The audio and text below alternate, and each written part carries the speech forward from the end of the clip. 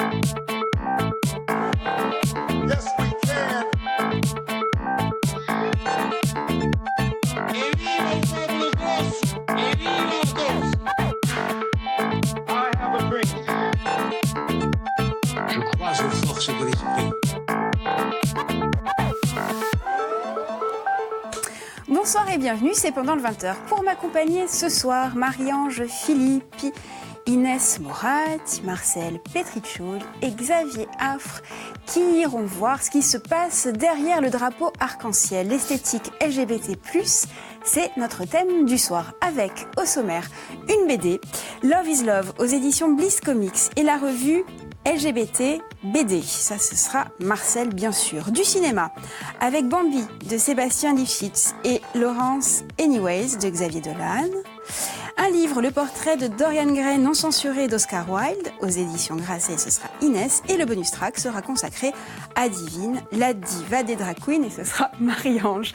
Alors, la création artistique a-t-elle un genre une orientation sentimentale ou sexuelle? Et si oui, quels en sont les ressorts? Éléments de réponse avec vous, Marcel. On commence tout de suite avec la BD Love is Love. Alors, c'est un collectif de plusieurs auteurs qui rappellent des faits. Nous sommes dans la nuit du 12 juin 2016. La bêtise, l'intolérance et la connerie humaine vont encore frapper puisqu'il y a un malade qui va rentrer dans un club fréquenté par la communauté LGBT à Orlando, en Floride, qui va ouvrir le feu et qui va tuer 49 personnes. Donc cette BD se veut la réponse du monde du comics à ce massacre. Alors ce n'est pas une histoire complète, ce n'est pas une œuvre commune de plusieurs artistes, non. C'est plutôt un exercice de style, puisqu'à peu près plus de 200 artistes vont participer à cette BD sur 1 ou 2 pages, grand maximum, principalement des artistes américains, mais on va le voir, il y a aussi des artistes du monde entier et des artistes français. Petite différence, la version française est différente de la version américaine, parce que les auteurs français ont fait des dessins inédits exprès pour la sortie française de cet album. Alors voilà, c'est vraiment des histoires inédites qui sont entrecoupées à chaque fois d'une planche pleine page pour bien marquer la différence entre chaque histoire. Tout simplement, à travers cette BD, ils ont voulu exprimer leur tristesse, leur compassion, leur frustration et aussi leur espoir. Ça s'est fait dans l'urgence, ça se ressent, il y a beaucoup d'émotions qui transparaissent à travers ces dessins. Alors certains vont faire un ode à la tolérance, un ode à l'amour, d'autres ça va être un peu plus rageur. Puis il y en a d'autres, ça c'est ce que j'ai aimé, qui vont se servir d'une histoire d'un personnage de comics pour développer un propos, notamment avec Harley Quinn. On va découvrir un pan de l'histoire d'Harley Quinn que les amateurs de comics ne connaissent pas beaucoup. Chaque histoire est vraiment complètement différente, il faut le dire. Et voilà, c'est une BD qui n'est pas militante, c'est pas forcément des dessins ou des histoires militantes. Franchement, c'est plutôt du ressenti de l'émotion. C'est pour ça que je dis, ça a été fait dans l'urgence, et c'est inégal. Toutes les histoires ne sont pas excellentes, il y en a mais elles ne sont pas mauvaises non plus. On va dire que ça va du très bon au moins bon. Mais en prenant cette BD, on fait un acte militant, c'est un acte de tolérance qu'on fait. Il faut savoir qu'aux États-Unis, toutes les recettes sont reversées aux familles des victimes et à une association LGBT en Floride. En France, les recettes seront reversées à SOS Homophobie et à plusieurs aussi associations LGBT et plus. Donc voilà, quand on vraiment achète ces BD, je le dis, c'est un acte militant et un acte aussi d'espoir et de paix qu'il faut faire. Alors juste pour les téléspectateurs qui nous regardent, LGBT+, c'est pour lesbiennes, gays, bisexuels, transgenres et plus pour tous les genres intersexes et orientations sexuelles et sentimentales et amoureuses voilà, qui existent. Inès, vous vous acquiesciez au choix de Marcel. J'ai trouvé intéressant, vous savez, lorsque l'on interroge des témoins ou des victimes juste après de tels événements, il y a une expression qui revient, c'est la phrase « il n'y a pas de mots » qui en fait dit tout de l'incompréhension, de la peine évidemment, d'où l'importance d'un projet comme celui-ci, parce que oui, l'ensemble nous transmet ce sentiment d'immédiateté, oui, c'est un album mémoire sur le vif et à vif, mais qui parvient également à nous transporter de l'émotion à la réflexion. C'est de l'art aussi. Je vais juste citer ce que la réalisatrice de Wonder Woman, qui est Patty Jenkins, qui dit « Ces récits réussissent à transformer la noirceur en lumière à travers l'art. » Voilà, c'est aussi ça. Et puis l'autre choix. L'autre choix, c'est une revue. Alors ça s'appelle la revue LGBT BD. LGBT BD, c'est une association qui a été créée en 2008. La revue existe depuis le 2015. C'est une revue semestrielle. Donc à chaque fois, il y a un thème dans cette revue. ça va être la première fois pour le premier numéro, ça va être super-héros, super-héroïne. Et la dernière qui vient de sortir, ça s'appelle Drôle d'endroit pour une rencontre. Donc, ça a pour but, bien sûr, de promouvoir les auteurs qui vont parler du LGBT. C'est une revue, les auteurs ne font pas partie forcément de la communauté LGBT, mais le thème qu'ils abordent est bien là. C'est une revue aussi intergénérationnelle et il y a aussi des auteurs de l'étranger, pas que des auteurs français. Donc voilà, il a le mérite d'exister, c'est très bien parce que c'est militant, mais pas que. Ça permet aussi à des auteurs qui n'avaient pas forcément le choix d'être édités, de pouvoir être représentés et peut-être d'être édités plus tard par des grands éditeurs nationaux. Et elle se construit... Elle se construit à chaque fois autour d'un thème. Il n'y a mais- pas que de la bande dessinée, il y a aussi des interviews, mais toujours sur le thème choisi par la BD. Et au fil des contributions, en fait, Tout à fait. spontanées. Oui, complètement. Qui a déjà eu l'occasion de feuilleter cette revue ? Le plus peu que j'ai vu, je trouvais ça assez sympa aussi. Hein. C'est, le numéro, la super-héros, super-héroïne, est intéressant aussi parce que du coup, il reprend ce qui est à la mode en ce moment, hein, même l'héroïsation de la société de manière générale, et c'est bien vu. Non, Oui, ça reprend les super-héros, super-héroïnes qui sont gays quand ou même lesbiennes. des problèmes d'identité. Et puis, qui de mieux tout pour à fait. lutter contre les injustices et les discriminations au quotidien. C'était déjà leur job.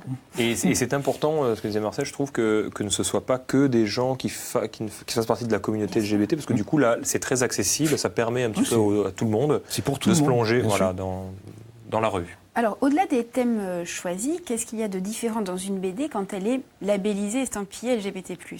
Honnêtement, on ne voit pas de différence, que ce soit au niveau du graphisme, à part le contenu, qui va parler bien sûr de ça, mais au niveau du graphisme, il n'y a aucune différence entre une bande dessinée Simplement LGBT. l'expression d'une réalité, Voilà, c'est tout.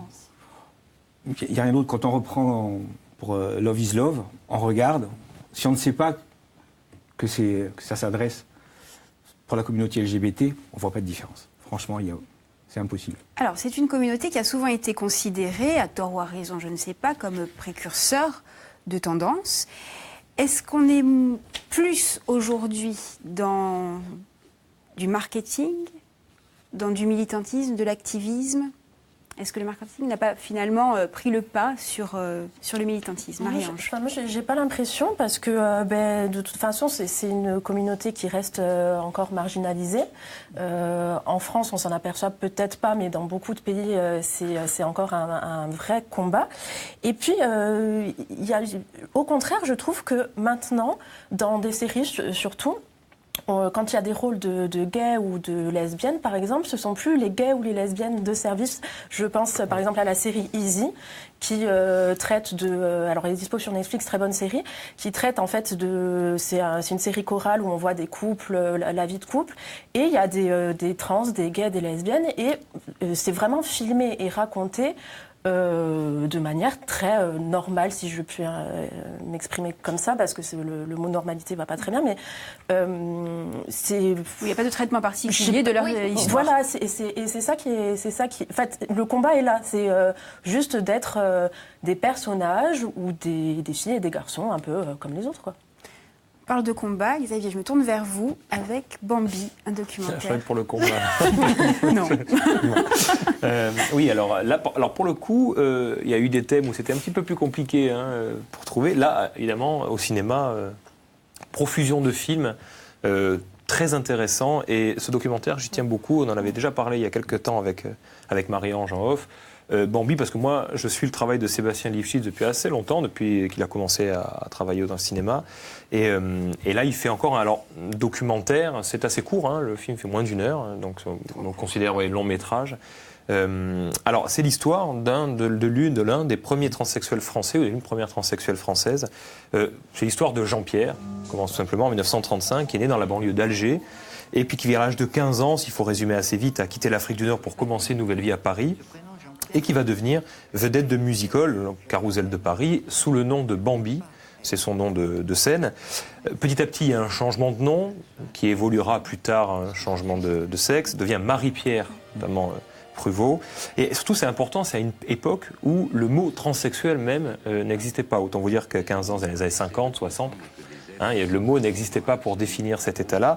Et ce qui est fort avec ce que fait Sébastien Lifshitz, c'est qu'il avait déjà fait la même chose avec un documentaire qui est extraordinaire, qui s'appelle Les Invisibles, sur des couples, des gens homosexuels, hommes, femmes, qui essayaient de le vivre et qui s'affichaient dans les années 60, 50, 60, 70, à une époque où c'était très dur.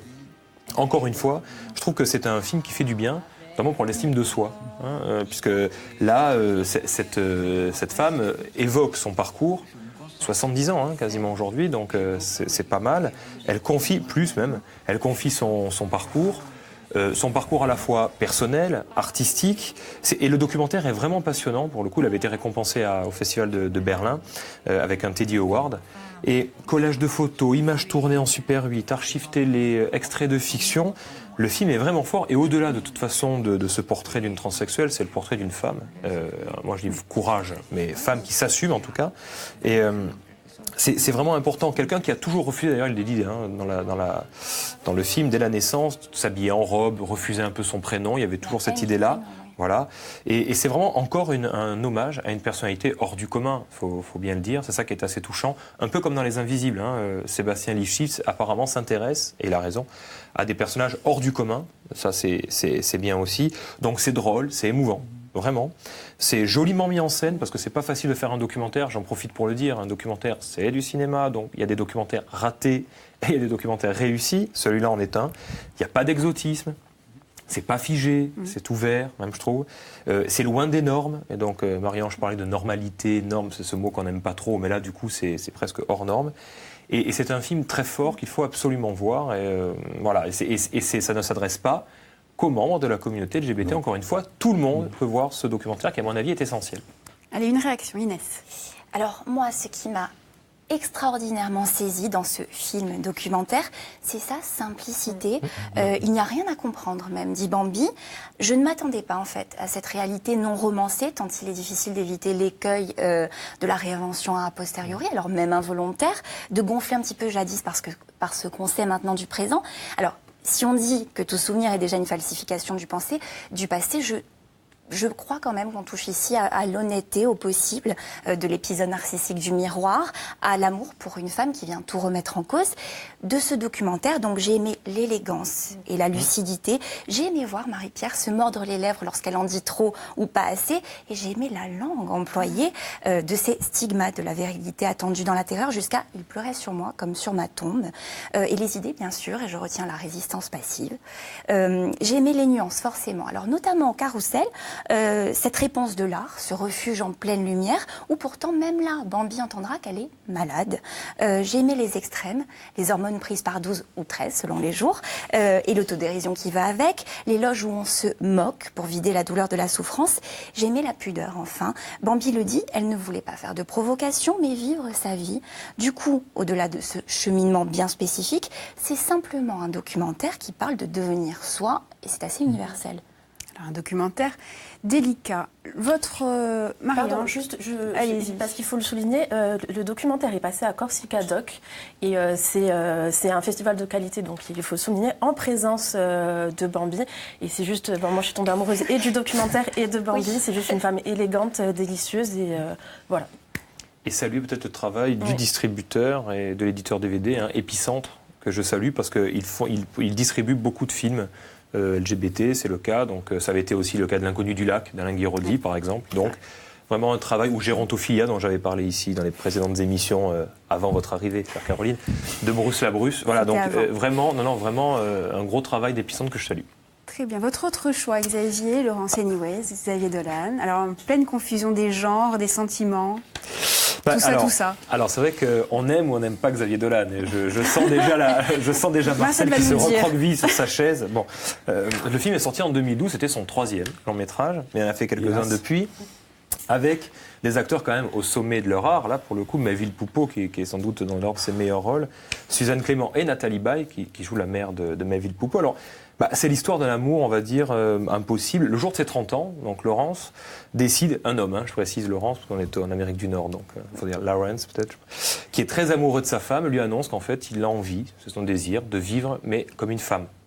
Évidemment, patatras pour cette dernière, parce que bon, elle ne s'attendait pas vraiment à ça, plutôt un mariage et plutôt une vie un peu normale, entre guillemets. Donc, prix d'interprétation à Cannes dans Un certain regard pour Suzanne Clément, qui est extraordinaire. Et c'est un film, à mon avis, brillant, moderne et assez bouleversant quand même sur ce qu'il dit, parce que Maëville Poupeau, il donne toute son intensité.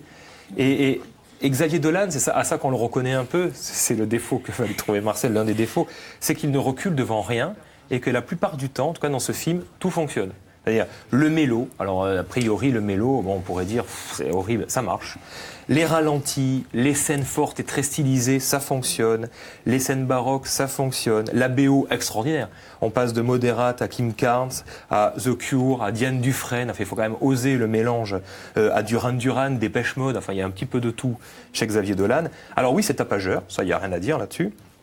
Mais c'est quand même du cinéma, on sent chez j'allais dire cet adolescent, non maintenant il a plus de 30 ans quand même, il y a un amoureux du cinéma, on le sent. Alors c'est sûr qu'il est parfois, peut-être, entre guillemets dans ses déclarations, un peu prétentieux, que c'est vrai que peut-être des fois il agace, en tout cas c'est intéressant dans cette émission de parler au moins du réalisateur et de quelqu'un qui ne laisse pas indifférent. C'est déjà beau, hein. Il y a beaucoup de gens qui laissent indifférent, au moins lui, non. Donc c'est assez profond, c'est une œuvre aboutie. Et le film est assez fort, c'est un plaidoyer en faveur de l'abolition, évidemment, des frontières sexuelles. C'est aussi un poème d'amour, on peut le voir comme ça. Et tout oser, tout réussir, moi je trouve que c'est fort. Voilà. Marcel. J'ai pas vu le même film, je sais pas. J'ai pas du tout vu le même film. Hein. Réussi, moi je trouve que c'est une succession distendue de clips bavards et complètement boursouflés, qui n'avaient aucun lien entre eux. C'est modéré, c'est bien, c'est nuancé votre propos, c'est bien. Et là, dès qu'il s'agit de Xavier Dolan, Marcel est modéré. Je suis très modéré. Je sais pas, une fanfaronnade de briques et de broc, voilà, je peux le dire. La fin complètement ridicule, même insultante pour les gens qui veulent. Ah si. Il revient sur sa décision. Je veux dire, c'est ridicule, insultant et moi, je le vois pas comme ça. Moi, je l'ai pris comme ça. Hein. Voilà, pour les personnes qui ont une transformation, surtout n'allez pas voir ce film, parce que je pense que vous allez avoir des envies de meurtre sur Xavier Dolan, comme je l'ai. Voilà. Bon, sinon, je vais pas dire qu'il est insupportable, prétentieux. Ça, c'est tellement visible rien quand il apparaît que voilà. Non, franchement, je comprends pas. La seule chose que je trouve de ce film, c'est la musique, quoi. Enfin, voilà, c'est ça. Ça participe, mais. Voilà, ce que je comprends surtout, c'est qu'il y a une espèce de mafia de la presse intellectuelle pour nous gonfler la tête avec Xavier Dolan, pour nous imposer des choix absolument pathétiques. Non, cela dit, cela dit, bon, moi je ne fais pas partisan rock, donc, mais cela dit, ça viendra. Je rejoins Marcel sur le côté parce qu'il avait lui-même annoncé, il était très déçu que ce film soit pas en compétition, et il avait annoncé que c'est son film le plus réussi, qu'il était très déçu. Bon. Il avait plus de 30 ans, 33 ans. Je veux dire, bon, à 33 ans, peut-être qu'on a envie. Non, mais bon, on peut comprendre ce petit côté. Puis bon, le milieu du cinéma nous réserverait sans doute quelques surprises sur le côté prétentieux et le côté horrible de certaines personnes. Lui, il l'affiche au grand jour. Au moins, ça a le mérite. Mais le film, moi, je trouve, est vraiment fort. Je suis pas trop d'accord avec ce qu'a dit Marcel sur le fait que ce soit de briques et de broc. Pourquoi pas? Mais après tout, la BD était bien de briques et de broc, donc un film peut bien être de briques et de broc aussi. C'est ça qui est fort. C'est pas pareil. Ah, mais c'est fort. Dans la BD en question, il n'y a pas de continuité sur des histoires successives. Là, mais là, il y a plusieurs histoires finalement. Je vous invite à continuer ça un petit peu plus tard parce que l'heure tourne et c'est quand même le moment un petit peu d'autopromo par anticipation parce que ce serait quand même dommage de ne pas annoncer la nouvelle série qui va débarquer très prochainement sur France 3 Corse via Stelle et qui s'appelle Back to Corsica. Alors, l'histoire, c'est une jeune femme qui vit à Paris, qui rentre l'été chez elle au village comme beaucoup. Elle n'a pas dévoilé ses orientations sexuelles, sauf qu'à un moment, elle rencontre un flirt parisien, Alice. Et là, et alors, eh bien, très prochainement, la suite sur Via Stelle. Voilà, on vous tiendra informé. Et je trouve que c'est très bien que Via Stelle s'empare des évolutions sociétales, entre autres. Évolution, peu d'évolution, Inès, sur le visage de Dorian Gray. En fait, si beaucoup, parce que en fait, on a là une version non censurée de l'ouvrage, sachant que le texte originel n'avait pas été modifié à une, mais bien à 2 reprises. Dorian Gray n'avait pas comme unique secret son portrait. Donc, une première censure avait été opérée en vue de la prépublication du roman au sein du Lippincott Magazine. Le directeur de la revue avait alors raboté le manuscrit, ce qui n'a pas empêché la presse britannique de qualifier l'œuvre de sale et de vénéneuse. La critique, en fait, instruisait déjà le procès en immoralité. Rappelons qu'en 1893, Wilde avait été condamné par le tribunal de Londres à 2 ans d'emprisonnement assorti de travaux forcés pour homosexualité. Ensuite, puis, devant ce que je considérais moi comme de très grands compliments, vénéneux, sale, Wilde a révisé sa copie pour la seconde édition indépendante de 1891. Il reprend son texte en l'accompagnant d'une préface où il avance pour sa défense la nécessité de dissocier l'esthétique des principes moraux. Il n'existe pas de livre moral ou immoral, un livre est bien ou mal écrit, c'est tout. Notons que ce travail de réécriture ne touche pas au style. Il s'agissait d'expulser l'homoérotisme omniprésent dans la version originelle. La trame du pacte faustien avec le portrait d'Hallward de Dorian Gray tient toujours. C'est donc finalement un livre que j'ai choisi pour interroger sur une esthétique des mots, à savoir le style, et quel style dans le cas de Wilde. Et donc, y a-t-il une linguistique, une poétique et un style gay ? Gay ou pas, un écrivain, à la différence d'un écrivain, est celui qui pense à la langue lorsqu'il l'emploie. Donc je me suis penchée ici sur un article d'Éric Bordas, Style gay, point d'interrogation, paru dans Littérature en 2007, donc, dans lequel il relève notamment une provocation à l'égard des normes stylistiques ordinaires, avant de conclure sur le fait qu'il n'y a pas un style gay universalisant. Donc si on s'interroge en fait sur l'esthétique, sur l'existence d'une esthétique LGBT+, le thème de notre émission, on note chez Wilde une volonté de changer en profondeur le monde par l'art. On est dans l'Aesthetic Movement, qui ne cherche rien de moins que la création d'une forme d'art affranchi des conventions sociales.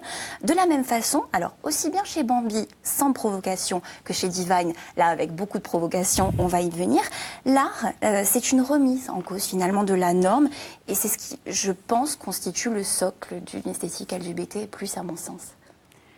Marcel, en une minute. Que dire sur Oscar Wilde, hein, le merveilleux, l'insolent Oscar Wilde, hein, sur le style, tu as tout dit. Juste que le texte, il est beaucoup plus court, plus brut et plus transgressif donc, que le texte avec qui était. Avec exactement. Ouais. Mais il n'y a rien de pornographique dans le texte, il faut le dire, pas du tout. Qu'il y a des passages qui sont dans l'air du temps, des choses qu'on retrouve de nos jours. Donc Wilde était en avance sur son temps. Voilà. Il faut lire Oscar Wilde. Il faut tout simplement lire Oscar Wilde. Il existe une adaptation cinéma du portrait d'Dorian Gray, mais qui est très lissée, qui est très belle, mais qui n'a rien à voir avec le côté sombre. Et là, une perche que j'attends désespérément depuis longtemps. Je vous conseille la série Penny Dreadful. J'ose à peine la conseiller. J'en parlais à Marcel et Xavier. Beaucoup de poésie, de lenteur, peut-être un peu trop intello, mais je l'aime beaucoup. Et dedans, on a Dorian Gray, comme on a le personnage de Franck. Autour de notre diva, Marie-Ange, avec Divine. Pour le bonus track. Oui, Glenn Milstead à la ville, Divine sur scène. Alors, d'abord actrice dans des films où elle incarne des personnages immondes. Par exemple, elle peut même manger un excrément de chien. Pascal Tagnac appréciera la scène. Mais passons plutôt au côté strass et paillettes de la chanteuse, de l'icône drag queen. Elle fait alors décoller sa carrière musicale avec le titre Native Love, grâce à Bernard J, qui était son impresario, à l'époque on disait ça comme ça, qui a décelé, qui a voulu exploiter son côté punk à paillettes. On est en plein dans les années 80, l'âge d'or des drag queens, et elle arrive avec son look à la fois terrifiant et sexy. Et un ami à elle disait, on ne sait pas si elle veut vous faire l'amour ou vous manger. Alors Glenn Milstead, c'est un personnage qui est à la fois gentil et très doux dans la vie et qui se transforme en une créature autoritaire et sublime. Divine, elle exploite au maximum l'un des pendants de l'esthétique LGBT, c'est celui des drag queens trash et burlesque. Elle est campée sur ses talons, bouche grande ouverte, langue frétillante. Elle est l'une des premières à faire résonner la techno dans les titres disco et dans le célèbre You Think You're a Man qu'on voit, je pense, à l'écran. Elle défie un homme qui l'a éconduite et elle dit, en fait, elle rejette ses excès de virilité. Elle dit, tu peux les jeter à la poubelle, tu ne sais pas à côté de quoi tu passes et de toute façon, tu ne seras pas à la hauteur, mon gars. Et alors vous le voyez, elle bouge son corps imposant comme personne, ce qui lui a valu d'ailleurs des critiques dans l'émission Top of the Pop en 84. Et les gens disaient que c'était gênant de voir de la chair bouger dans tous les sens. Et il y a même un journal qui a titré Burke et dire qu'on se plaignait de Boy George. Alors ce qui est intéressant, je sais que je dois aller vite, ce qui est intéressant, c'est comment les traits caractéristiques classiques du masculin et du féminin se cassent et se croisent en même temps chez Divine. Elle rassemble tout ce qui peut être attrait au féminin, c'est-à-dire le maquillage, etc. Elle rassemble aussi la virilité, la voix grave, cassée, la bedaine, l'assurance, et elle les casse en même temps. Pas seulement en se travestissant, mais aussi en affichant, par exemple, aucune fragilité féminine. Elle est presque monstrueuse et pourtant tellement sexy. D'ailleurs, une amie à elle confie dans un documentaire que je vous invite à voir sur la page d'Arte. La garce, elle était avec un gamin de 18 ans qui voulait un culte à son corps. J'en suis jalouse. Et Divine, ce qui est important, et je vais terminer là-dessus, c'est que c'est pas un phénomène de foire, c'est une véritable égérie dans le vrai sens du terme et pas dans le terme marketing qu'on utilise pour vendre des parfums. ça. C'est l'incarnation humaine et féminine d'un vrai mouvement culturel, d'une esthétique trash et revendiquée. C'est dit et c'est très bien dit, Maria. Je donne le temps imparti. Allez, si vous voulez vous plonger un peu plus dans cette esthétique LGBT+, je vous rappelle les références du soir. Nous avions une BD, Love is Love, aux éditions Bliss Comics et la revue LGBT BD. Du cinéma avec Bambi, le documentaire de Sébastien Lifshitz et Laurence Anyways de Xavier Dolan. Un livre, le portrait de Dorian Gray, non censuré, inédit d'Oscar Wilde, et c'est aux éditions Grasset. Et le bonus track était consacré à Divine, la diva des drag queens. Marie-Ange, Inès, Xavier, Marcel, un grand merci de m'avoir accompagné. On se dit à très vite. Pendant le 20h, c'est fini pour aujourd'hui, mais ça continue en replay sur Internet. Merci de nous avoir suivis et je vous dis à très bientôt sur France 3 Corse via Stella. Merci beaucoup.